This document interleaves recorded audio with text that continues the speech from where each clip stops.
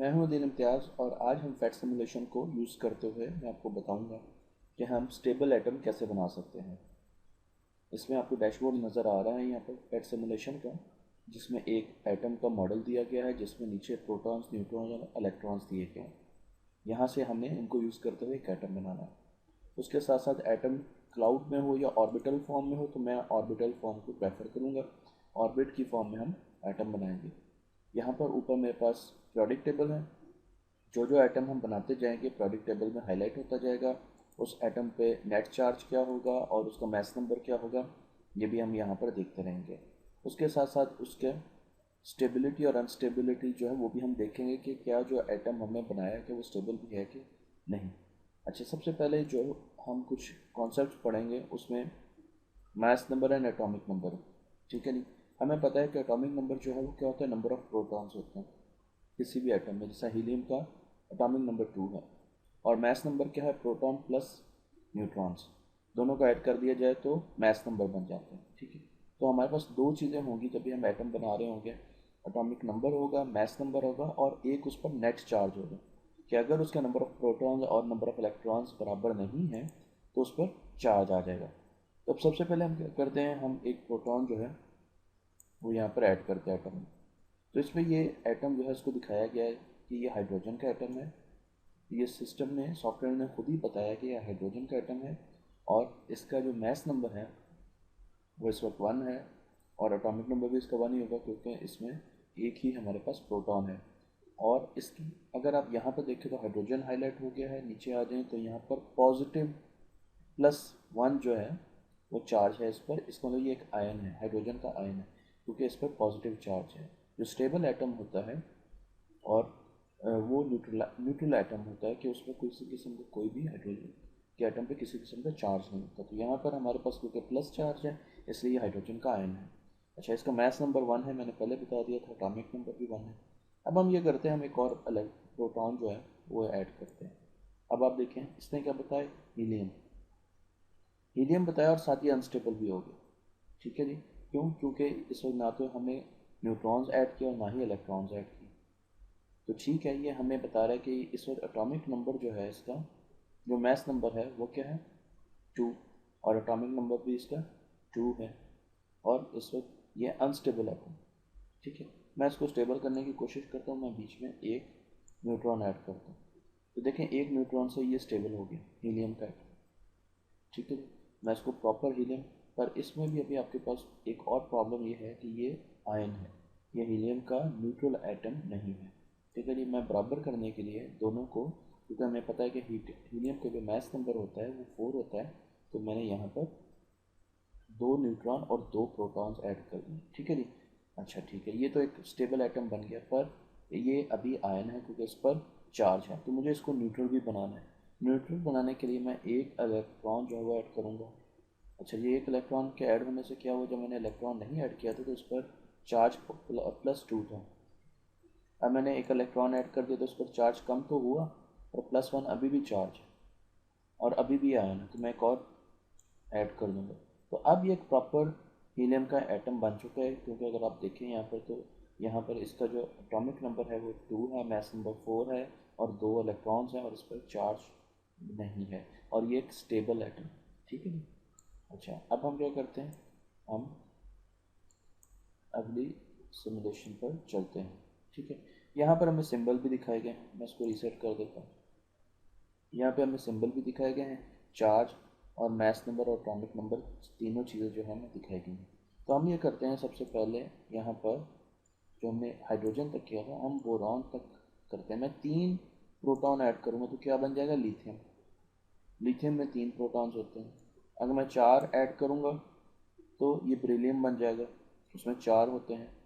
और अगर मैं एक और ऐड कर दूँ तो बोरॉन बन जाएगा। अब मैं ये चेक करता हूँ कि क्या ये स्टेबल है। बोरॉन स्टेबल नहीं था, बेरिलियम स्टेबल था, नहीं था, लिथियम स्टेबल था, नहीं था, हीलियम स्टेबल था, नहीं था, सिर्फ हाइड्रोजन का आयन स्टेबल था और उसमें सिर्फ एक प्रोटॉन जो है हमने यूज़ किया था। अब मैं दोबारा इसको बोरॉन जो है उसकी तरफ लेके जाता हूँ, फिर हम उसको, अब बोरॉन है। अच्छा, अब हम ये करते हैं कि इसको स्टेबल करने के लिए एक न्यूट्रॉन ऐड करते हैं। अभी भी अनस्टेबल है। दूसरा न्यूट्रॉन ऐड करते हैं, अभी भी अनस्टेबल। आप साथ साथ ये भी देखते जाएं कि जब मैंने यहाँ पर न्यूट्रॉन्स ऐड नहीं किए थे तो इसका एटॉमिक नंबर और इसका मास नंबर बराबर थे और इस पर +5 चार्ज था। क्यों? क्योंकि 5 हमारे पास प्रोटॉन्स हैं। अब मैंने एक न्यूट्रॉन ऐड कर दिया तो अब क्या होगा, इसका मास नंबर 6 हो गया। ये मास नंबर होता है न्यूट्रॉन प्लस प्रोटॉन, और ये एटॉमिक नंबर अभी भी 5 है और इस पर चार्ज भी 5 है। ठीक है जी। अब मैं एक दूसरा न्यूट्रॉन जो है ऐड कर देता हूँ, मास नंबर 7 हो गया, अभी भी अनस्टेबल है। मैं तीसरा ऐड करता हूँ, मास नंबर 8 हो गया और एटॉमिक नंबर 5 है और अभी भी अनस्टेबल है। मैं एक और न्यूट्रॉन ऐड कर देता हूँ। अब हमने 4 न्यूट्रॉन ऐड कर चुके हैं, 5 प्रोटॉन है, अभी भी ये जो हमारा पूरा का पूरा अनस्टेबल है। ठीक है जी। अच्छा, मैं इलेक्ट्रॉन्स ऐड करता हूँ। मैं एक इलेक्ट्रॉन ऐड करता हूँ। मैं इसको, मुझे 5 इलेक्ट्रॉन ऐड करने पड़ेंगे क्योंकि मुझे इसको ज़ीरो करना है, +3 को ज़ीरो करना है। तो मैं इस पर 5 इलेक्ट्रॉन्स जो है वो इसके 2 इलेक्ट्रॉन पहले शेल में आएंगे और 3 जो है वो दूसरे शेल में आएंगे। अब ये इस पर नेट चार्ज 0 हो चुका है। ठीक है जी। और इसका एटॉमिक नंबर 5 है, मास नंबर 9 है, पर अभी भी ये एटम्स न्यूट्रल एटम है पर अनस्टेबल एटम है। तो मुझे हर सूरत में एक न्यूट्रॉन और ऐड करना पड़ेगा, और जैसे मैं एक और न्यूट्रॉन ऐड करूँगा तो अब ये प्रॉपर बोरॉन का एटम बन गया और ये स्टेबल हो गया।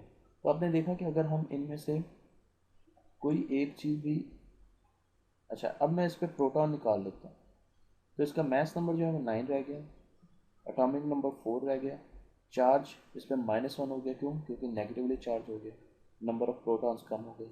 पर ये साथ ही बेरिलियम का एटम बन गया, बोरॉन का नहीं। तो इसलिए मैं फोटॉन्स जो है, प्रोटॉन्स जो है वो भी नहीं निकाल सकता इसमें से।